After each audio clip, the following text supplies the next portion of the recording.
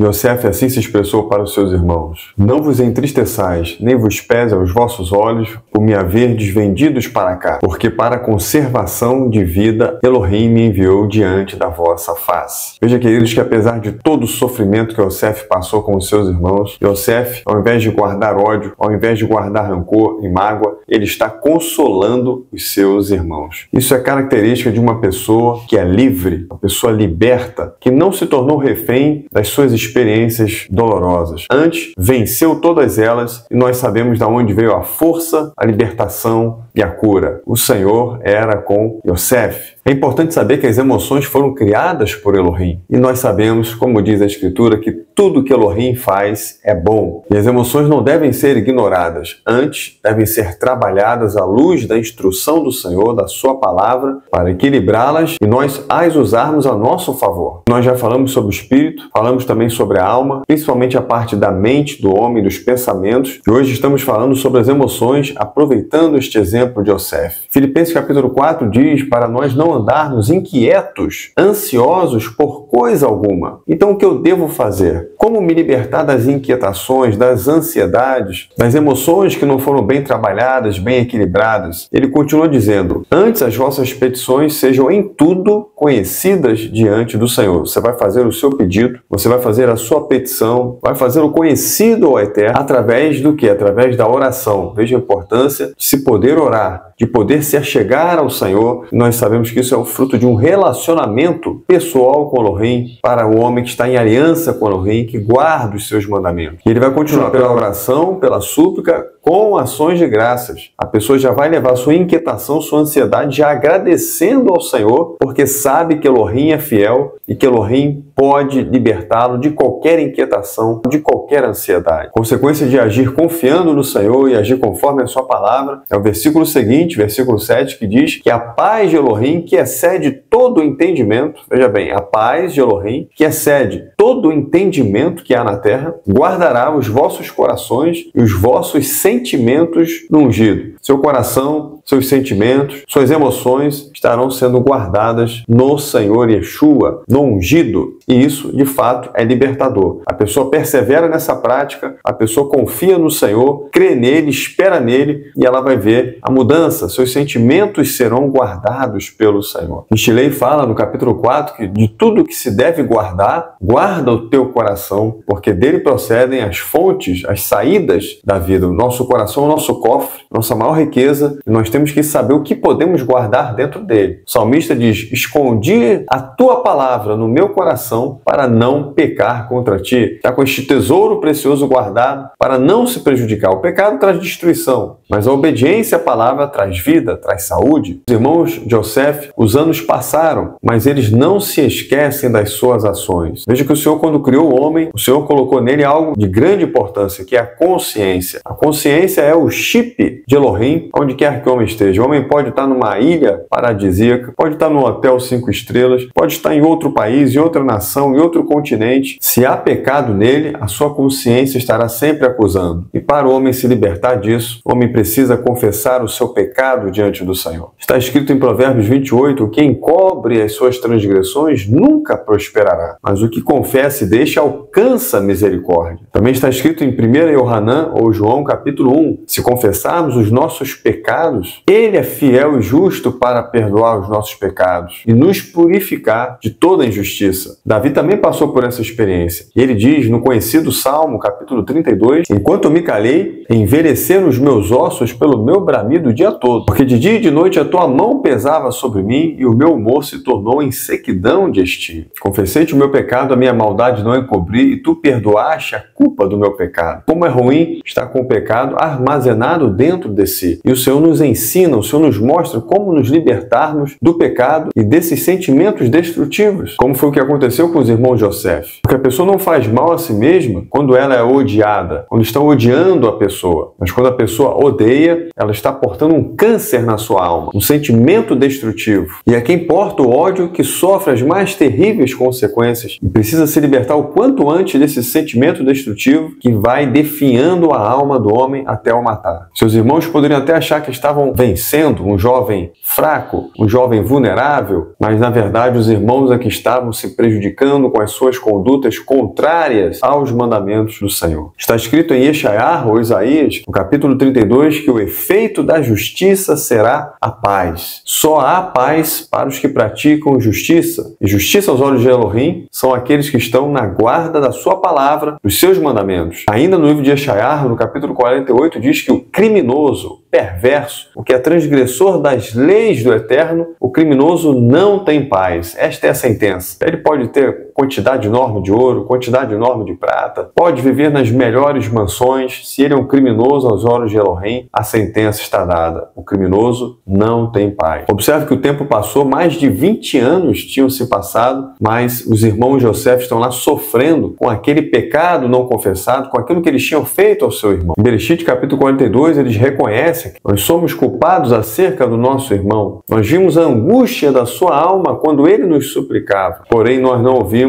e agora vem sobre nós esta angústia. Eles viram a angústia do seu irmão Yosef, não o ouviram, não o livraram, não o socorreram e agora eles estavam passando por essa mesma angústia de lembrar o que eles tinham feito, quais foram as suas ações. E em Bereshit 44, eles também se pronunciam dizendo: achou Elohim a iniquidade de seus servos. Eles sabiam que eles tinham uma dívida, eles tinham uma pendência em relação ao Senhor e em relação ao seu irmão. Bamidbar, o Números, diz: e sabei que o vosso pecado vos há de achar. E eles eram conscientes disso. Veja o problema de pecado não confessado, imagina as emoções, veja os sentimentos dos irmãos de Yosef, o sentimento de culpa. Você vai pegar ali a parte final de Bereshit, até o capítulo 50, e você vai ver que tudo o que acontecia fazia com que sempre eles lembrassem do que eles tinham feito a Yosef. E por que eles se lembravam? Porque eles não tinham confessado o seu pecado. E Yosef, que sofreu tanto nas mãos deles, como estava Yosef? Yosef era um homem liberto, livre, simplesmente porque ele guardava os mandamentos do Senhor. Então ele atraía a presença do Senhor para a sua vida. O mandamento dizia lá em Vaikra, o Levítico: não odiarás a teu irmão no teu coração.